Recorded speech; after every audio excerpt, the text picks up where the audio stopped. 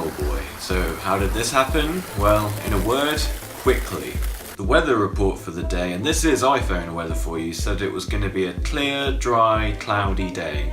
Optimum conditions, I thought, for displaying 20-year-old plastic, paper and cardboard outdoors. You know how difficult it is for rain to show up on camera normally? Yeah, well, look at this.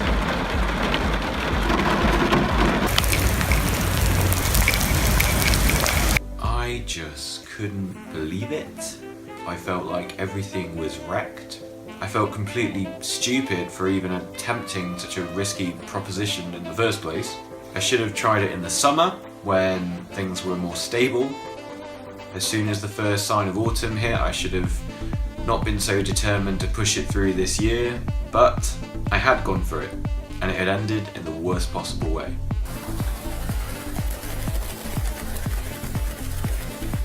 This was kind of like one of those horrible hypothetical scenarios like, everything's on fire, what do you say first? It just was happening for real. You've seen the clips of my collection as it was, pretty massive and not very easy to shift because of how many individual parts there are to it. So I really had to make on-the-spot decisions here and understand that there were going to be consequences for some of it. What I started to save and what I left behind actually surprised me. So the rain was pelting down, my mind immediately turned to the single most expensive item in the collection, you probably guessed it, the Sword of Chogokin Megazord. Now you would think I would next go for the oldest items in the collection, that being Mighty Morphin, but because of the way the rain was falling, that actually had a little bit of cover from it. Not a lot of cover, mind, it was still getting wet, but I thought I could afford to leave it out there just a little bit longer. The rain there wasn't as bad as it was in the main arena. It kind of killed me to do so, but I was almost operating on a sort of eBay-like logic. If you've ever done some searching for Power Rangers stuff on eBay, you'll know that it's actually the middle seasons which are the hardest to replace and most expensive to buy again. I guess because anyone who was actually still buying during those seasons, like me, doesn't have any current plans to get rid of them. Everyone has MMPR, people are always going to be selling MMPR it seems. Zeo onwards though, and it becomes a bit like the Sahara out there. Things from around seasons 5 to 15, good luck to you. And I had this in my mind as I was trying to decide which toys to save next from the thunderous downpour. Next up, I kind of logically had to go to the media tie-ins, all the books and magazines and DVDs. Cardboard and paper and right in the midst of the rain.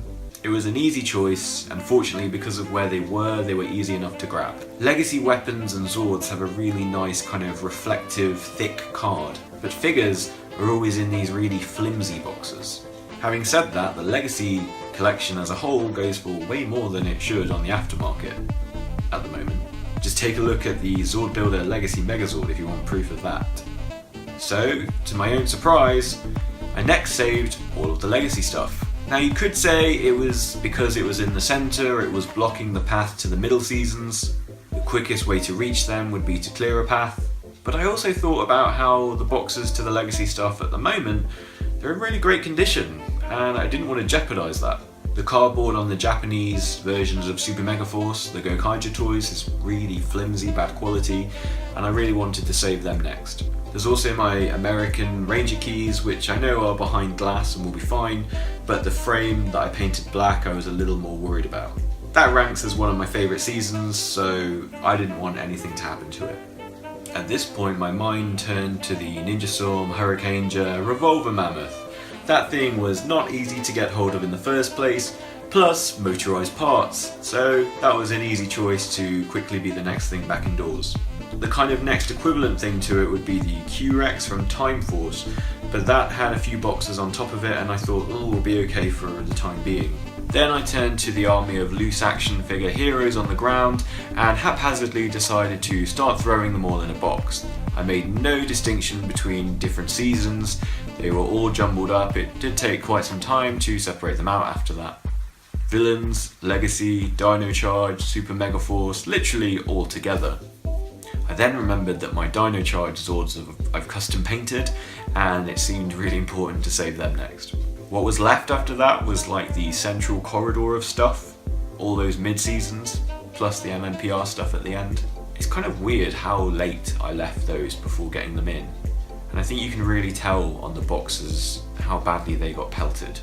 They took some serious H2O damage, and I think I have some regrets there. Next, I could finally save MMPR, and wow, there was a lot of it.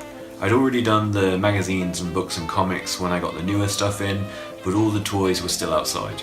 It took quite a few trips before I finally had them all back in.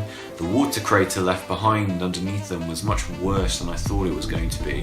And as I pan the camera around, you can kind of see the outlines of all these boxes, and you can imagine how much water was on top of them. So all that was left were the 2017 movie toys and the boxes for Dino Charge.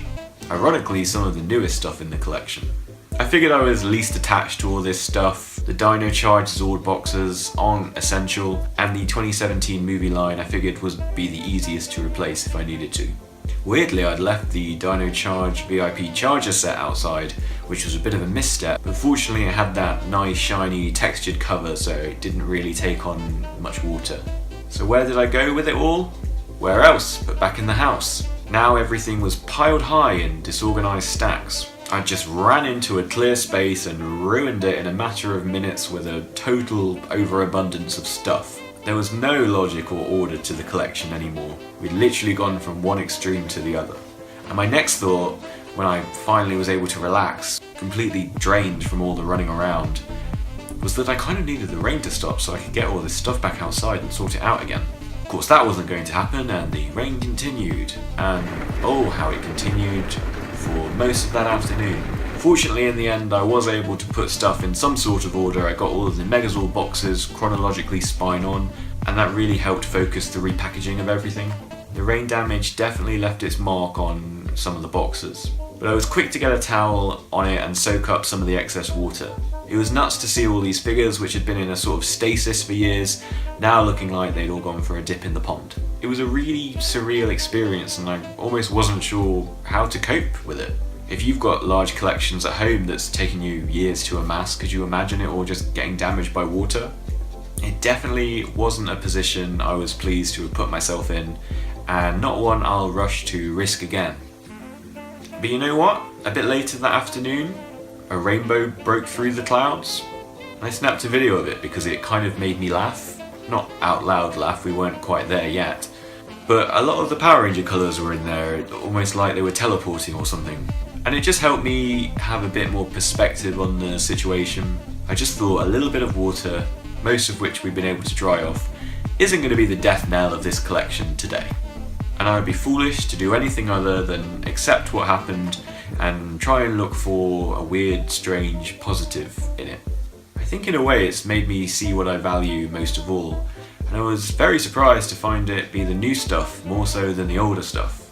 That kind of made me think that one day I'll be in a position to be able to let go of some of the older stuff. Don't get me wrong, that day isn't anytime soon, but it was quite a spectacular realization, this idea that one day it will all be gone, and what will I have to show for it then? And so in a way, it was worth making the video when I did, and risking the whole collection over it, because I did get the footage I was after. I just got a whole lot more with it as well. But it also provided me with this modern, frightening experience with all these old and new toys where they were in jeopardy. It kind of helped put some life back into it for me, rather than just being collectibles for collectibles' sake. So I almost hasten to add, but have any tragic circumstances befallen your Power Rangers collection? Fire, water, air, thunder? There's a Ninja Storm joke for some of you in there. Next time I'm concluding this look back on my collection with a look at what happened on a drier day when I managed to unbox all of the Megazords and get them side by side for the first time.